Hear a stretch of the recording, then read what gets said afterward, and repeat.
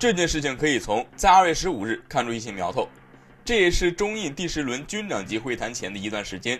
印度媒体开始密集报道中国在前线撤军的消息。但综合我国媒体的部分报道可以知道，这一次撤军其实是双方共同进行的。印媒单方面针对我国进行报道，就是想要在潜台词里体现印度赢了这个概念。而当天在正常冲突中首次露面印度北部战区司令乔西，其对外讲话中也提到了印度赢了这个词。然而随着当天时间的过去，我国在一天之内从前线冒出来200多个重型装甲单位，让很多印媒直冒冷汗。没想到前线的印军对这些陆军之王的存在根本毫无察觉，这一点让自诩超级大国存在的很多印度人有些难以接受。印媒的相关报道也开始有些偃旗息鼓的意思。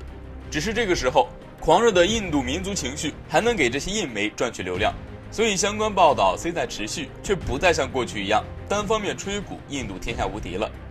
而时间到了2月19日，我国官方正式公开去年发生在加勒万河谷地区的冲突爆发详情。这一点可以说是很多国内外机构和媒体没有想到的。从爆发冲突到双方前后9轮的对话谈判结束，中国始终没有对具体情况做出回应，这给了很多印度媒体造谣的空间。然而到如今却突然公开相关视频画面，反而让不少观察机构警惕了起来。中国可能是要玩真的了。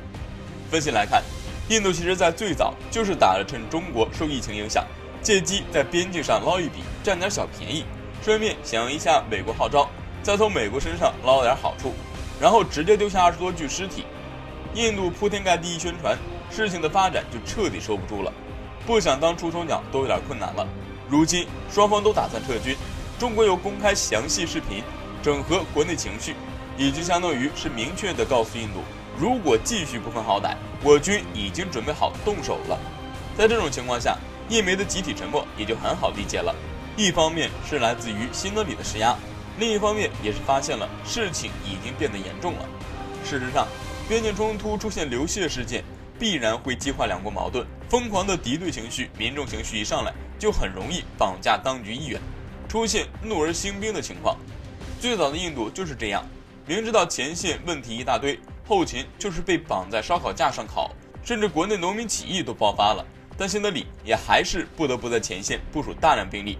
而我国没有在第一时间报道，其实就是担心出现类似的情况发生，这一点上对大局的掌控和战略的布置高下立判。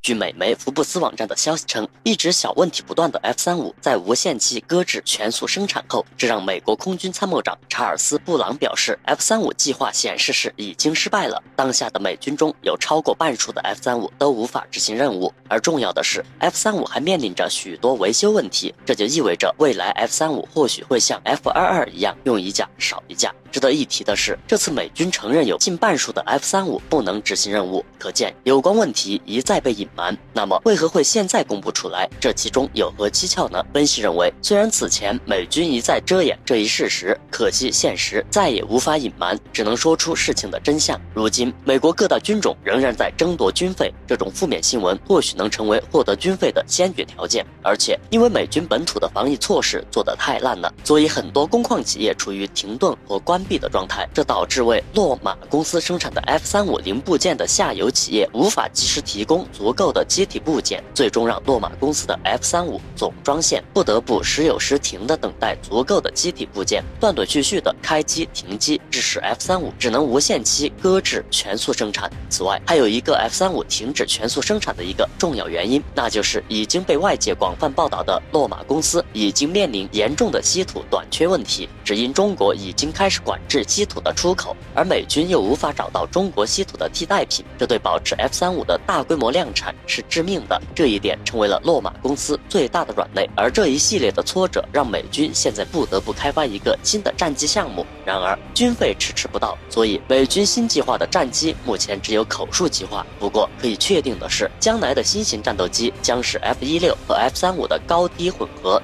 其性能足以执行正常任务，主要作用是取代美国空军部队中的数千架 F-16，并在 F-35出现问题时能随时补充上去。另外，值得一提的是，当 F-35出现种种问题后，现在国际上有不少观点认为，这无疑不是给对手追赶的机会，甚至还有不少悲观的美国人认为，如果 F-35与歼20或苏57进行对抗的话，那结果会相当的不幸。所以他们开始呼吁美军应该重新启动 F-22生产线，用以取代 F-35。但现实情况比他们想的更糟， F-22生产线已经被完全拆除，如果想重新启动，就得花大笔的钱，这代价比寻找中国稀土替代品的代价还要高。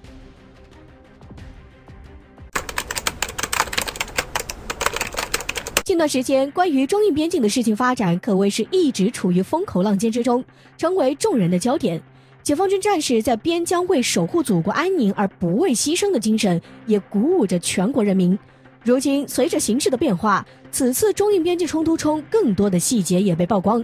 其中就包括解放军给印度士兵准备的劝降单，也让我们从另一面了解了解放军对待印军的态度。根据网友在社交网站上传的相关照片，我们可以看到解放军此次为劝降印军所做的思想工作。在劝降单中，我们可以看到解放军用一些简单的中英双语文字对前线印军进行宣传，包括投降吧，不要做无谓的牺牲，印军士兵们，你们为何而战斗？我军强大的火力即将覆盖你们的阵地，不要充当炮灰之类的话，突出一个霸气。我们的劝降单内容虽然简单，但是告诉了印度士兵3件事儿。第一，我们解放军的实力比你们印度军队强，你们在我们的火力覆盖范围内，敢挑起战争只有死路一条。第二，你们的印军士兵只是国内政客的工具，他们只是利用你们达成自己的目的。第三，无论在解放军眼中还是在印度政客眼中，你们前线的印度士兵都只是炮灰，敢反抗就只有死路一条，还不如赶紧投降，不要白白浪费生命。通过解放军的劝降单，我们就能了解一点，那就是我们对于此次中印边境冲突中的主次矛盾还是分得很清楚的。我们明白，真正希望在此次中印争端中获益的人并不会出现在前线，印军士兵也只是他们的工具罢了。也正是因此，在此次的冲突中，我军才会主动救治受伤的印军士兵。不过，宣传单还明确了一点，胆敢侵略中国的边境，只有死路一条。实际上，从解放军成军之初就很有劝降艺术，从最早国内战场上对敌军喊话，老乡投降吧，这里有热腾腾的包子，令不少人印象深刻。而一张被保存下来的抗美援朝时期志愿军对美军的劝降单同样很有特色。在对美军的劝降单中，正面如同一张普通的贺卡，用英文写着圣诞节快乐，而后面也是用英文写着朝鲜人和中国人不是你的敌人，我们的敌人和你的敌人都是把你送到这里并毁掉你幸福的人，请放下武器投降吧。可以看出来，从朝鲜战争到中印边境的宣传单都体现出我军的特色。祝福联合国军圣诞快乐，也是回应了此前美军统帅麦克阿瑟妄言打完这场仗回家过圣诞，由此把美国年轻人送上战场。